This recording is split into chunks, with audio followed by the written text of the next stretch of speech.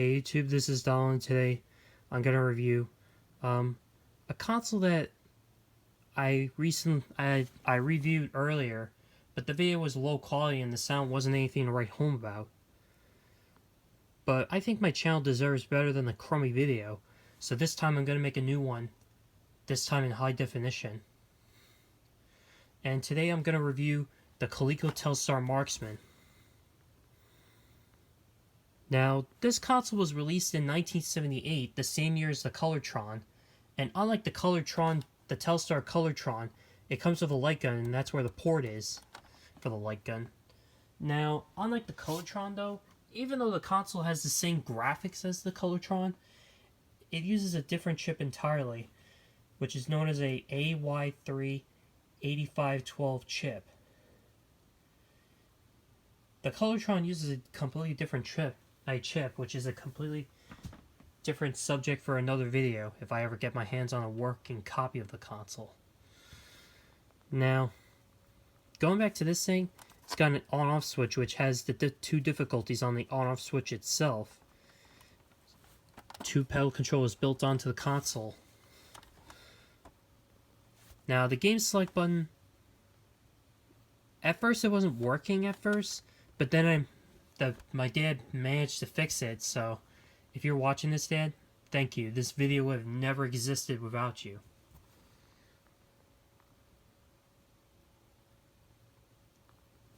Now, the game select and the reset, this is where the functions of the console comes in. Now, it functions like the Atari 2600, except it's a Pong console.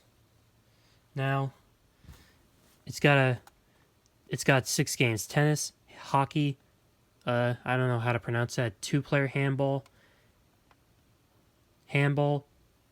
target, and skeet. Now, the 2 light gun games is what the Telstar Colortron doesn't have, but this one does. So it's similar to the Colortron, just with the 2 light gun games. Now, the speaker is not on. Now, the sound doesn't come from the TV speakers itself. It comes from this built-in speaker on the console itself. I guess you could say it's similar to the Wii remote and the PlayStation 4 DualShock 4 controller, how certain sound effects come out of it. On the back, it's got an RF port, a channel select. Now, you're wondering, where's the AC adapter port? Well, underneath, this is where the battery compartment comes in. It carries out a 9-volt battery. I mean, it uses a 9-volt battery. Now, where the other one is, there's no battery compartment on this side. On the other console, on another version of this console, it has a secondary battery compartment for either the sound or the picture. But this one only has one. Now, this is where the AC adapter thing comes in. Because on the picture of the box, now, I don't have the actual box for this console, so this is a picture of it that I got on the internet, that I googled. It needs this adapter to plug it into the 9-volt port of the console itself in the battery compartment, and it shows you the AC adapter that it needs. Otherwise, I'm just using battery, so I'm not going to go through all that trouble to find it. So I'm just going to leave it up to I don't know. Anyway, underneath it's probably got the serial number, I think. Now, let me show you the cable.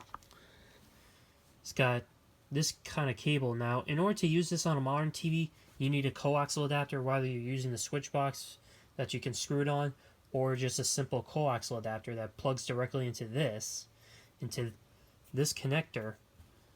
These things cost, either one of these things costs like a couple bucks. Otherwise, this is what it looks like, and it's not compatible with TVs today. So, now this is where the light gun comes in. But before I show you, I just want to warn you that what you're about to see may look like a real gun, but it's fake. Just so you know. And here it is. Now, this is what the light gun looks like without the barrel, and here it is with the barrel. I had to add orange tape so the cops don't bust down the door over a gaming accessory. Now the barrel is kind of hard to remove, so I'm not going to force it.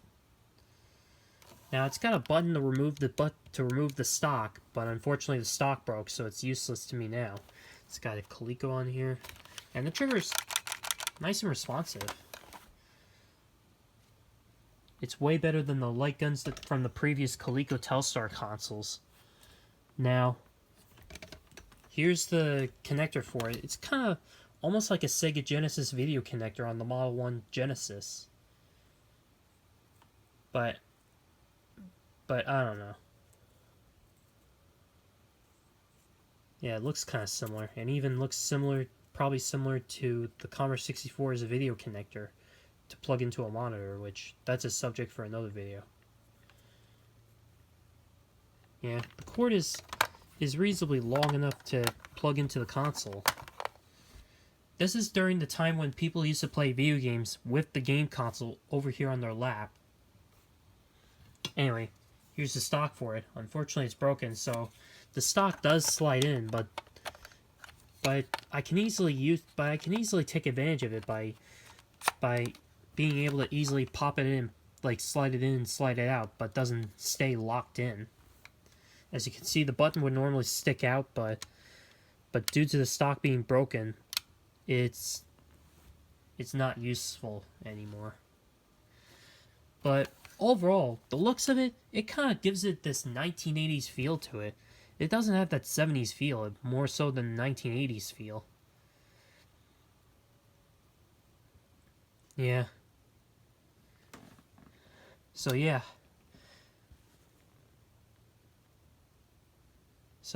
This might have been Coleco's attempt to modernize the Pong console genre, I guess.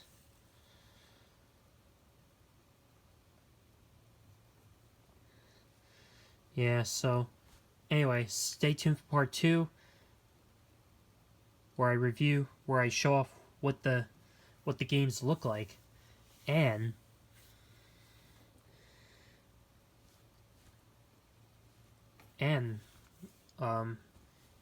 yeah, be sure to subscribe, hit the notification bell, hit a like, and yeah, see you on part 2.